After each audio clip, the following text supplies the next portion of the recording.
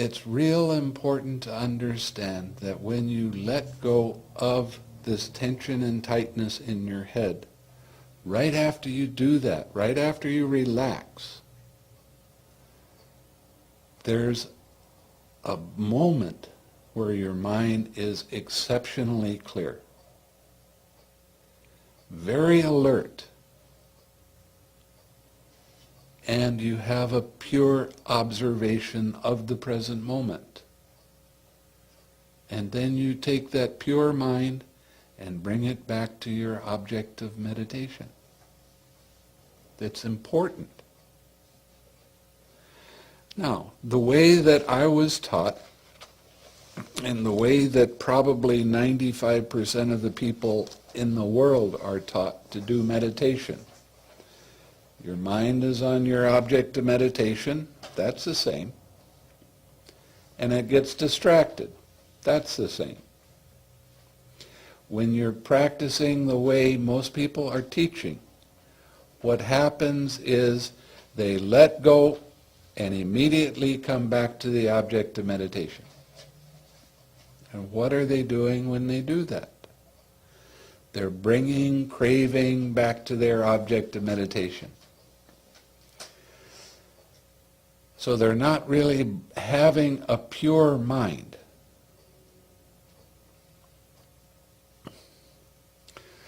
Now, a lot of people that come and practice with me have been practicing with other people first. And most of the time they're practicing mindfulness of breathing. But what I tell them to do is, I don't want you to do that meditation now, I want you to do loving kindness. And you should hear them complain.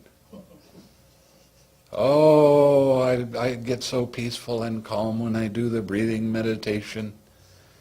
And I just kind of shake my head and say, yeah. But you're not understanding what the Buddha's teaching is all about. When they get deep enough in their one-pointed type of concentration, the depth of their concentration stops hindrances from arising. Okay? They won't arise. And they say, well, I have a purified mind now. As long as they have... Is there a Kleenex around here? As long as they have... That's good. Their good concentration while they're sitting, that's right, their mind is purified. They don't have any hindrance arise. But when they lose their concentration and they go out there, what happens to their mind? Hindrances come. They don't recognize the hindrance because they haven't worked with the hindrance. And they suffer greatly.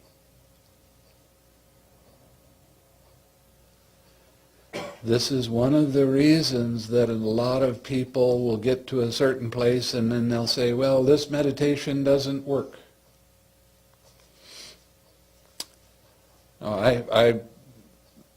When I first started meditating, I went to a meditation center and I met this man, David. He'd been meditating longer than I had. And he'd been doing this meditation very religiously.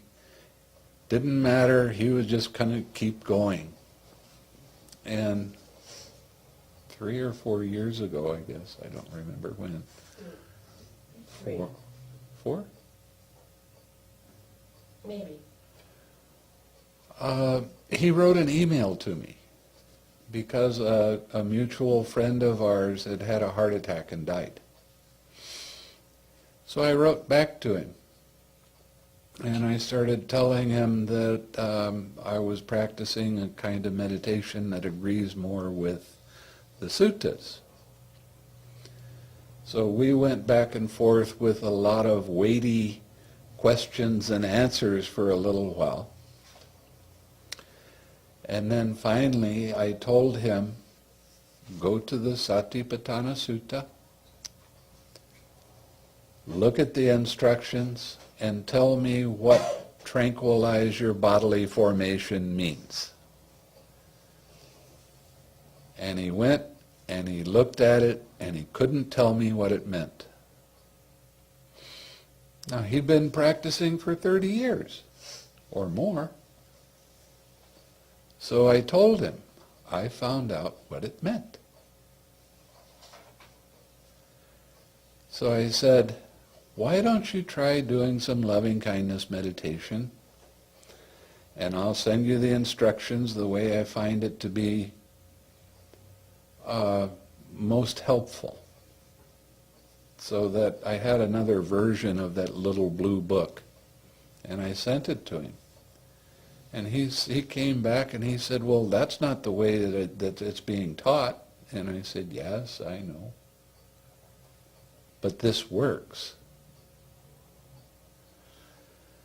So he decided he'd try it for a little while. Now, because he'd done so much meditation, he had great concentration. In a short period of time, he experienced a jhana. And he wrote back to me, and I could tell by the way that he was writing that his eyes were real big. He was surprised. So we kept writing back and forth with all the philosophical things. He was one of the only people that I'd ever met that had read the entire Tipitaka. Yeah, he knew a lot.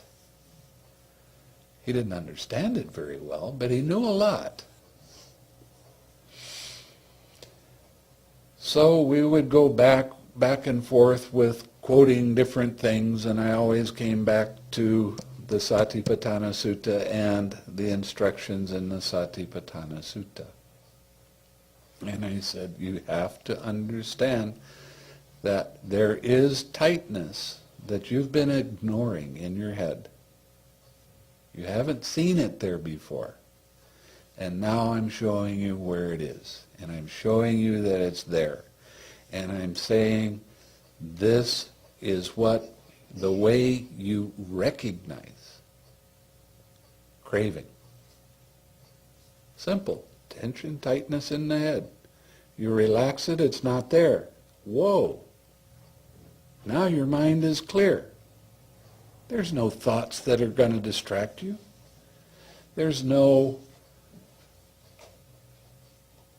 unwholesomeness at all. And you bring that mind back to your object of meditation. So you're purifying your mind when you do that. And then he finally started to agree. And he asked if I had any talks that he could listen to. So we had a few talks online, so I gave him the website, and he started listening to the talks, and he started hearing Dhamma like he had never heard before. And it was plain, and it was understandable, and it was easy. After a few months of doing this, he said, I'm going to immerse myself in only listening to your talks. I'm not going to listen to the radio. I'm not going to watch TV. And his progress in meditation was really something spectacular. In a short period of time, he was doing things that he had never dreamed possible because of letting go of old commentaries and just using the suttas as the guide.